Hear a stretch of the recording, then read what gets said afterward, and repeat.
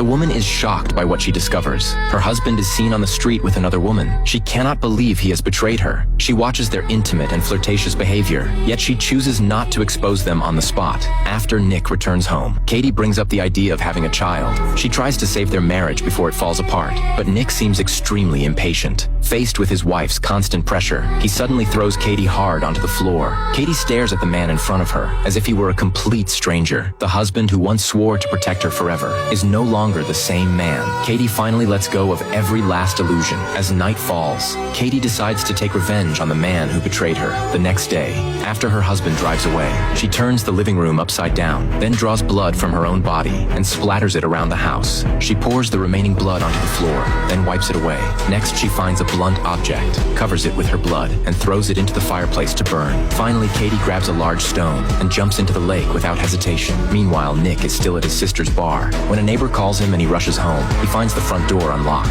After stepping inside, he sees nothing but a mess, yet his wife is nowhere to be found. Nick assumes a burglar broke in. He searches the entire house for Katie, but cannot find her anywhere. Instead, he secretly feels relieved, because Katie's disappearance is exactly what he wants. But Nick has no idea that the moment he walks through that door, he has already fallen into Katie's carefully planned trap. Not long after the police arrive at the scene, since the couple has only recently moved in, they have no known enemies. Nick believes robbers have taken his wife, but after investigating, police discover that, aside from the couch and coffee table, almost nothing else has been disturbed. Only an electric iron left running. Suggests Katie left suddenly without preparation. Later, police find bloodstains on a cabinet.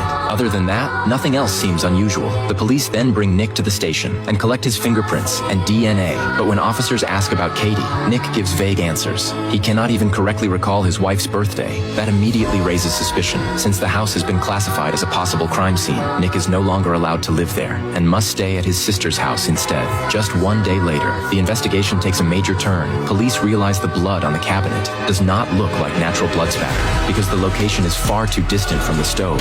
Investigators also discover that every asset linked to the house belongs to Katie. The household expenses are paid using Katie's bank cards. Even Nick's sister's bar was funded by Katie. Police find a marked letter among Nick's personal belongings on the third day of Katie's disappearance. Because she is a public figure, Nick and his parents hold a press conference, hoping someone can provide useful information. Katie's parents also offer a reward and open a 24-hour hotline, but Nick appears distracted during the conference. He even smiles at one point, without realizing he is stepping deeper into the trap Katie has set. After the conference ends, police approach Nick again and present the letter found the night before. Nick explains that every year on their wedding anniversary, they play a treasure hunt game, but police suspect the letter is a clue left by Katie. Following the instructions in the letter, Nick goes to his office and finds a second letter there. The note tells him to find a small brown house, but at that moment, the police notice something else. Nick immediately changes the subject and claims he knows nothing about any brown house. However, later that night, Nick secretly visits an abandoned cabin.